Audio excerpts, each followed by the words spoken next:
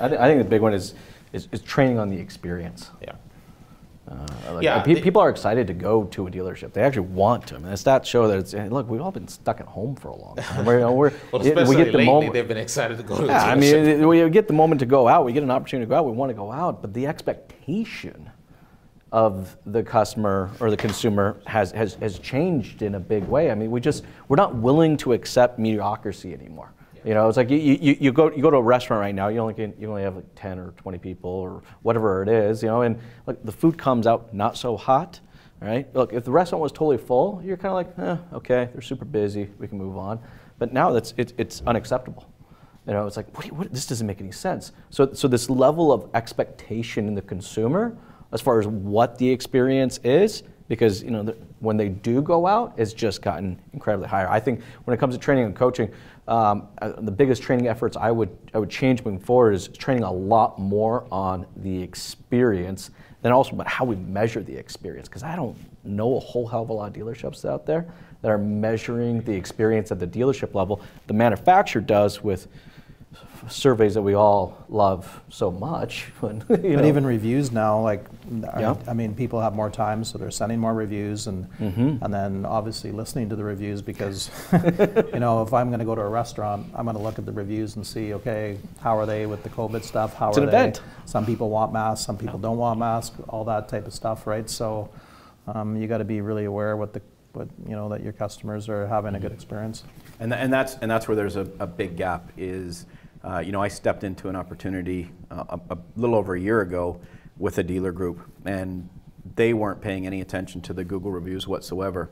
And whether it's Google, Maritz, JD Power, IHS Market, any of those, you know, soothsayers of what happens in the marketplace will tell you is third-party endorsements are what people are looking at. It's not good enough now to put an ad in the paper or on the radio or a billboard that says how great you are. Nobody cares about what you've put out. They want to care about what people who have come to visit you have to say.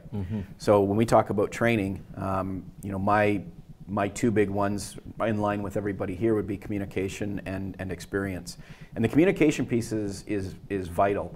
You know, I happen now to be in an industry where there is direct communication with the consumer, and when you allow the salesperson, even in some cases the manager, to have that too much freedom to interact directly, I'm seeing marketing pieces where, you know, we go from the end of a sentence into the next sentence and they're conjoined.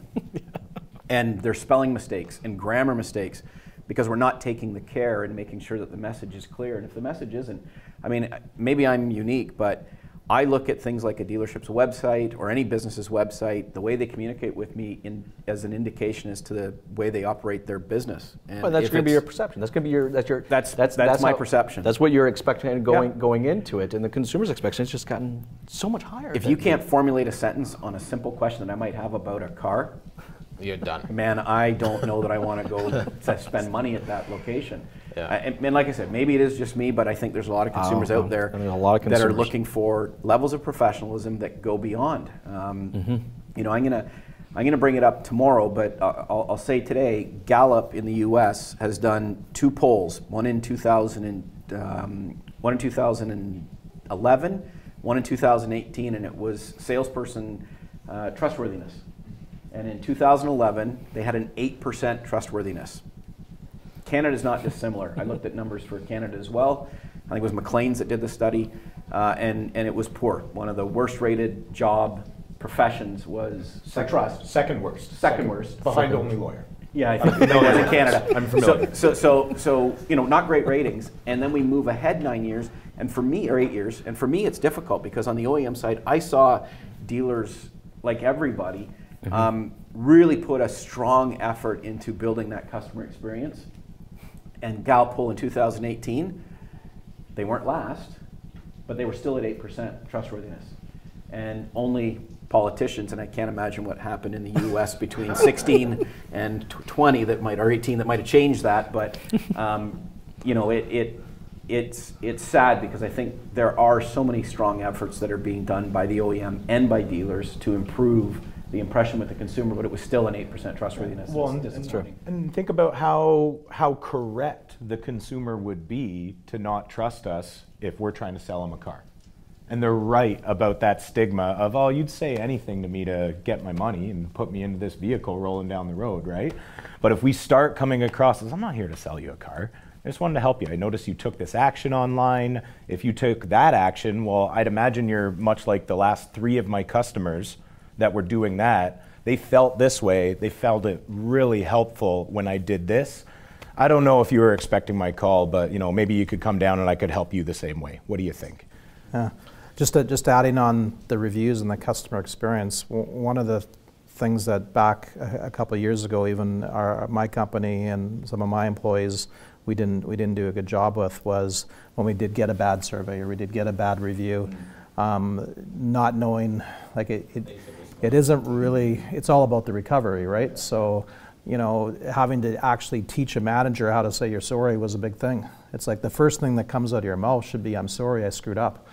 And this is how we can make it right and listening. But, most times we don't recover quick enough. We weren't calling them back within, that they sent a review or they sent a message and then the person that it should have went to didn't phone them immediately, immediately, like within an hour. And then because it just escalated, and by the time and then it got to me, and if it gets to me, they kind of failed, right, in fairness. Being able to actually go through a whole concern resolution that, hey, the first thing out of your mouth is, I'm sorry, we screwed up. How can we make it right? And Jason and I had this conversation about a month ago. Yeah, we did. And here's the irony of it. I said to him, I said, if you can train your management and your salespeople, sales managers, anything, it's to learn a phrase that starts with, if what you are telling me is correct, then you have every right to be upset. Yeah. Because you're not saying you are right. You're saying if what you're telling me is right, but allow me the opportunity to investigate and find out more about what happened. Let me hear your side of the story. You'll diffuse every angry customer you ever meet if you say that, because right away, someone told me that. What's their response going to be? It can't be, well, you're agreeing with me, so I'm still angry. I mean, it's never going to be that response. You're going to diffuse a situation, get them out of your showroom because you don't want your other potential customers or your existing customers to see any of it. Get them into an office, have them explain the story, do your investigation, and make sure you get back to them. That's the most important.